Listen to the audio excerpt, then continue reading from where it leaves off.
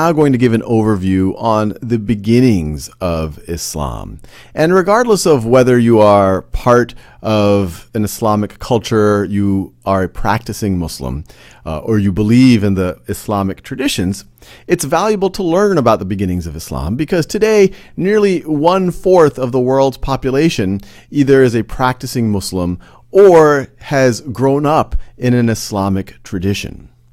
Now, the beginnings of Islam really are centered on the life and the revelations of the Muslim prophet Muhammad.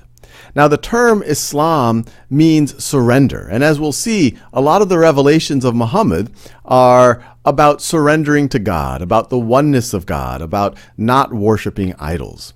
And to put Muhammad in perspective on a timeline, I have other significant biblical figures here. And these are important not just to get a reference towards Christianity and Judaism, but because according to Islamic tradition, Islam is built on top of the teachings of Abraham, or the teachings of Moses and the Torah, and the teachings of Jesus. Muslims believe that the Quran is the final testament, so to speak.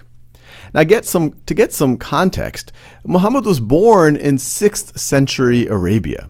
And 6th century Arabia was an interesting place. In many other videos, we've talked about various empires around the Mediterranean, around the Mesopotamia, in Persia. And even on this map, in the time of Muhammad, you see significant empires, the Byzantine Empire, the Eastern Roman Empire. You have Sassanid Persia. But Arabia was never really consolidated or ruled by a formal, or most of Arabia, by a formal government or a formal empire. The rule of law in most of Arabia, in the world in which Muhammad was born into, was a tribal world where you were protected by your tribe. And it was really the laws of vendetta and revenge that kept certain things in check, but also would lead to a lot of wars and a lot of violence. And within Arabia, there were many folks who are Bedouins, who were nomadic people who traveled through the desert, allowing their livestock to graze on whatever suitable land they found. But you also had settled people in places like Mecca. You had people who'd settled and started agriculture around oases. Remember, most of the Arabian Peninsula is really desert. And Muhammad was born into a very prominent family in Mecca. He was born to the Quraysh tribe. And the Quraysh tribe was essentially in control of Mecca. And Mecca was a very powerful city to control because it was a religious center for the region. This is the Kaaba, which exists today and is a center of Islamic worship. And at the time, it housed hundreds of idols, which were important to the various tribes and people of Arabia at the time. And so you can imagine, as they did the pilgrimage towards Mecca to worship their idols, it also benefited the economy of Mecca in a significant way. And not only was Muhammad born into this powerful tribe, he was born into one of the most powerful clans within that tribe and within one of the most powerful houses within that clan. But even though he was born into this very powerful family, clan, and tribe, his early life was quite difficult. His father died right before he was born. His mother dies at the age of 6 years old. And then his grandfather, who then takes custody of him, and by most accounts, he doesn't get a lot of privileges. When you're a member of a tribe, but you're essentially orphaned, the tribe is doing essentially just the base necessities to keep you alive. But then his grandfather dies when he is 8 years old, and he goes under the custody of his uncle Abu Talib. Now, as he grows older, he does learn a skill. He essentially becomes a merchant. He goes on trading journeys with his uncle Abu Talib to places like Syria. And as he does that, according to Islamic tradition, he gets a very favorable reputation. He gets these titles like Al-Amin, the trustworthy one, or Al-Sadiq, the truthful. Now, he continues doing that until the age of 25. At 25 years old, something very interesting happens. A very wealthy widow, arguably one of the wealthiest people in all of Mecca, who runs a vast trading enterprise. Khadija, who is 40 years old, she employs Muhammad and apparently is so impressed by his honesty, by his ability to be trustworthy, that she proposes to him. And remember, she's 40, this would be her third marriage, and he is 25, and he accepts the proposal. Now, this is significant because, as we'll see in this video and the next, Khadija is the first one to follow Muhammad or believe in Muhammad's revelations. So he continues to work with his wife, arguably work for his wife. And then in 610, he's now 40 years old. He is praying in a cave on the outskirts of Mecca. And while he's praying, he is purported to get his first revelation from God, according to Islamic traditions.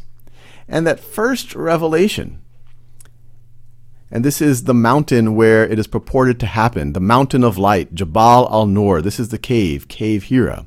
The first revelation is proclaim in the name of thy Lord and Cherisher, who created man out of a clot of congealed blood. Proclaim, and thy Lord is most bountiful, who taught by the pen, taught man that which he knew not. And so Muhammad, according to Islamic accounts, he's kind of very concerned by this. He does not view himself as a preacher. He does not view himself as someone who should be a prophet. And he goes to Khadija, and he's worried, and Khadija takes him to her Christian cousin, who reassures Muhammad, who tells Muhammad that he believes that he is a prophet in the tradition of Abraham and Moses. And so that, to some degree, makes Muhammad feel a little bit better.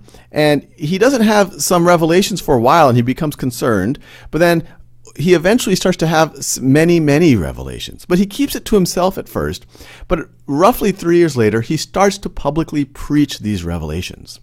So these revelations, which really talk about the oneness of God, there's no God but God, it's very appealing, especially to some of the economically lower strata.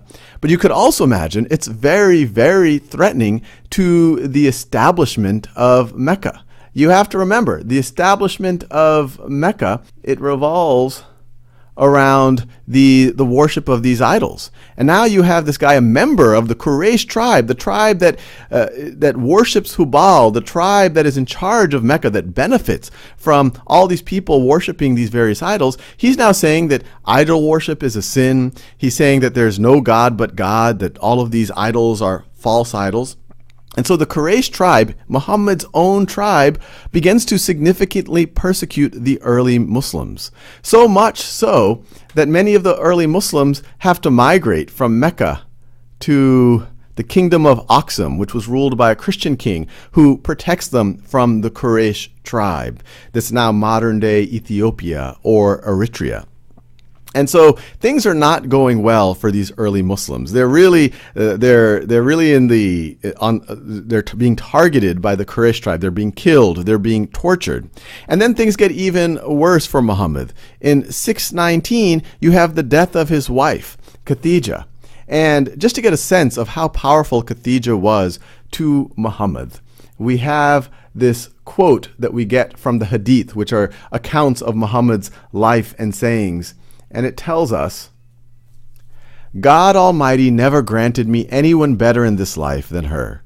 She accepted me when people rejected me. She believed in me when people doubted me. She shared her wealth with me when people deprived me. And God granted me children only through her. This is, once again, according to the sayings or the life of Muhammad as accounted for by one of the Hadith. And not only did his wife, who up to that time was his only wife, die and was a significant figure, but in that same year, his uncle also dies. So you can imagine this year, 619, often referred to as the year of sorrows. It's a fairly low point for Muhammad. He's been preaching he's been getting these revelations and preaching for around 9 years now, and things are not looking good.